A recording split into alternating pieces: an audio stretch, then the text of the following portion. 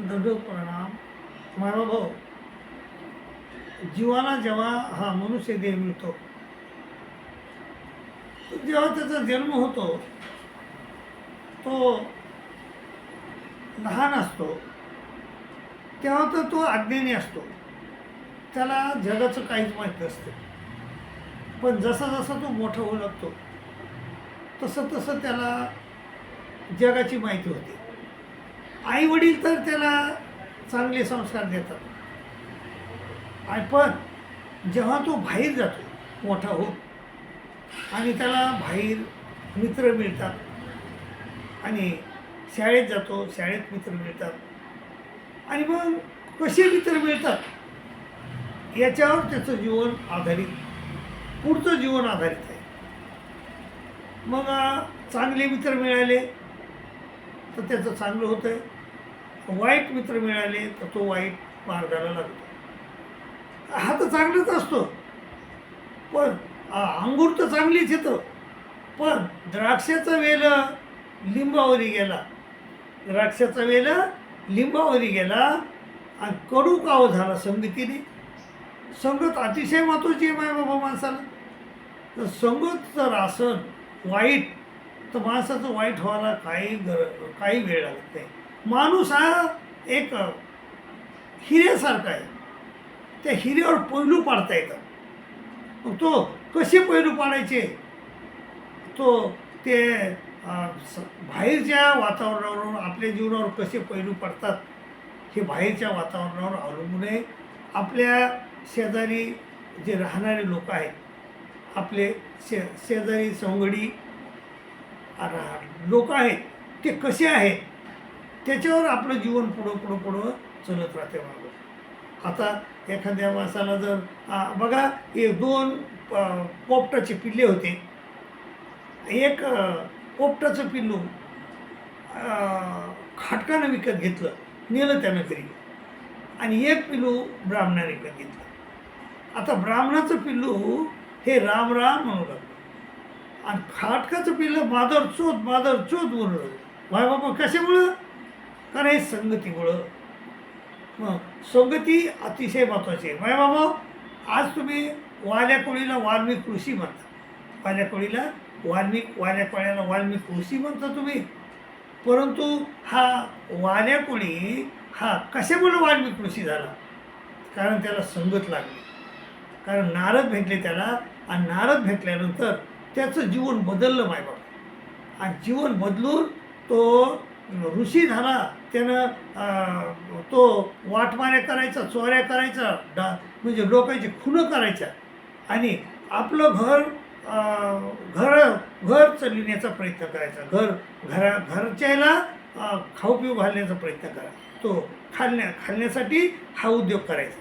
तर माय बाबा एकदा त्याला भेटले ते नारद, आणि नारद भेटल्यानंतर तर नारद म्हणले, बाबा तू मला मारणं काय हरकत नाही, परंतु घरी जाय आणि तुझ्या पत्नीला विचार, तुझ्या आईला विचार, वडिलाला विचार, पोरायला विचार की तू जे पाप करतोस त्या पापात ते सहभागी आहेत.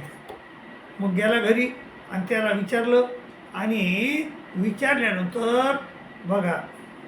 विचारल्यानंतर कोणीही त्याच्या पापात सहभागी व्हायला तयार नाही.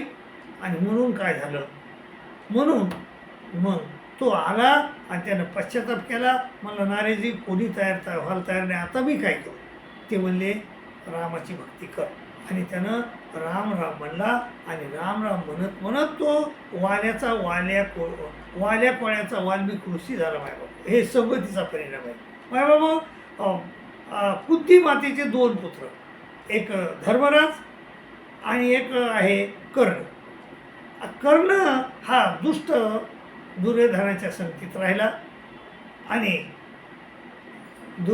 हा धर्म राजा हा ते स्वतःच्या आईच्या संगतीत राहिला. आई फार विद्वान होती, चांगली होती, त्या आईच्या संगतीत राहिला, आणि श्रीकृष्ण महाराजाची संगत भेटली त्याला, आणि राजा त्याचं मोक्षपदापर्यंत गेला. तो धर्मराजे मोक्षपदापर्यंत गेले, आणि कर्ण हा नरकवासी झाला.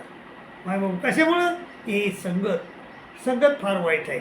मग तसंच जीव हा आज्ञेने असतो, परंतु तो जेव्हा बाहेर जातो त्यावेळेस त्याला बाहेरच्या वातावरणाचं ज्ञान होते आणि मग नंतर हळूहळू तो आपले जसे मित्र आहे तसा बनतो. एखादा जर चांगला मित्र असला तर तो चांगला बनतो आणि वाईट असला तो वाईट बनतो आणि आपलं जीवन म्हणजे स्पॉईल करून टाकतो, खलास करून टाकतो. माय बाबा, आज आपण पाहिलं बरीच अतिरेकी लोक. तुम्ही हा एक पिक्चर पाहिला असेल तो लोखंडवाला पॅलेस. तो पोरगा दया का काय नाव त्याचं, तो पोरगा म्हणजे वाईट संगतीमध्ये गेला आणि त्याचं वातावरण तसं होतं. त्याचे वडीलच म्हणजे तसे थोडे वाईट होते. त्या वडिलाला म्हणजे त्यानंच स्वतः मारून टाकलं आणि तो मग त्याची आई तो राहिला आणि हा एक टेररिस्ट झाला. का झालं बाय बाबा? आणि त्यानं आणि शेवटी त्याला मरावं कसं लागलं? कुत्र्याच्या मोतीसारखं मरावं लागलं. बाय बाबा, हे जीवन असंच होतं आहे. हे जीवन, मनुष्याचं जीवन जे आहे ना, हे जीवन माणसाला एक दिलेली संधी आहे. ह्या 184च्या यवनाच्या दुःखातून सुटून परमेश्वर प्राप्ती करून घेण्यासाठी दिलेली एक संधी आहे बाय बाबा. आणि ती संधी जर आपण चांगली वापरली, आपण जर चांगल्या लोकांच्या संपर्कात गेलो आणि संपर्कात जाऊन जर आपण चांगले झालो तर आपलं भलं होतं आहे. आपण काय होतो? आपण स्वर्गगामी होतो. आणि जर आपण वाईट संगतीत गेलो तर नरकगामी झाल्याशिवाय राहत नाही. पण मायबाबा आपण म्हणून मायबाबा, हा जीवन अतिशय मौल्यवान आहे.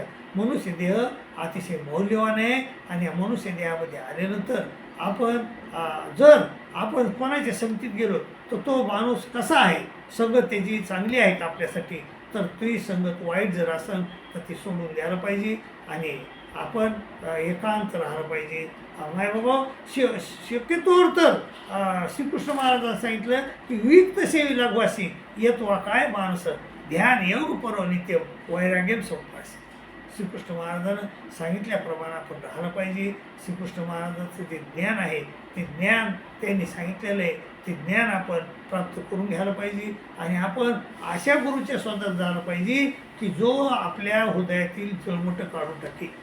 गुरु ऐसा चाहिए जैसा सुप आहे आणि सार सार को बहिरे थोता देत उघडा. असा गुरु आपण शोधून काढला पाहिजे आणि त्याच्या सेवा केली पाहिजे, त्याचं सगळं राहिलं पाहिजे आणि त्याच्याकडून ज्ञान घेतलं पाहिजे आणि माय बाबा आणि आपलं कल्याण करून घेतलं पाहिजे. कारण इथं गुरुला अतिशय महत्त्व आहे. गुरु कोण्याही क्षेत्रात तुम्ही जा, भौतिक क्षेत्रात जा किंवा आध्यात्मिक क्षेत्रात जा, तुम्हाला गुरु भेटला चांगला तर तुमचं भलं होतं आहे आणि गुरु जर चांगला भेटला नाही तर तुमचं, कबीरदास म्हणतात की हे म्हणजे काय म्हणतात कबीरदास म्हणतात की गुरु की जे जानिके पाणी पिजे छानी विना विचारे गुरु के तो पळे चवणे शिकाय. आणि त्यामुळं ते म्हणतात की हे तर विसकी बेलरी, हे शरीर विषाचा साठा आहे. हे तर विसकी बेलरी गुरु अमृत की खान आणि शीस दिये जो गुरु मिळे तो भी सस्ता जा. असा जर चांगला गुरु मायबाबा आपलं शिर देऊन, आपलं उंडकं कापून ठेवून जर आपल्याला तसा गुरु भेटत असेल तर त्या गुरुच्या आपण संपर्कात झालं पाहिजे, त्या गुरुची प्राप्ती करून घ्यायला पाहिजे. आणि मायबाबा, आमच्या शिवाजी राजाला जिजाऊ मोठ्या गुरु भेटल्या म्हणून तर शिवाजीराजे आज मोठे झाले. मायबाबा, आपलं जे जीवन आहे ते सगळं आधारलेलं आहे आपल्या गुरुवर, आपल्या संपर्कावर, आपल्या साथीवर, आपल्या सहवासावर. कोणाचा सहवास आपल्याला भेटतो हे महत्त्वाचं आहे. म्हणून मायबापो, परिसाला, लोखंडाला जर परिसाचा सहवास भेटला ना मायबापो तर त्या लोखंडाचं सोनं होतं आहे. गुरु हा परिस आहे आणि त्या गुरुचं जर आपल्याला सहवास भेटला तर आपलं देखील सोनं होतं आहे, आपल्या जीवनाचं सोनं होतं आहे. मायबाबा, तुमच्या जीवनाचं सोनं करा अशी मी तुम्हाला नम्र विनंती करतो आणि तुमची रजा घेतो. दंडवत प्रणाम, दंडवत प्रणाम, दंडवत.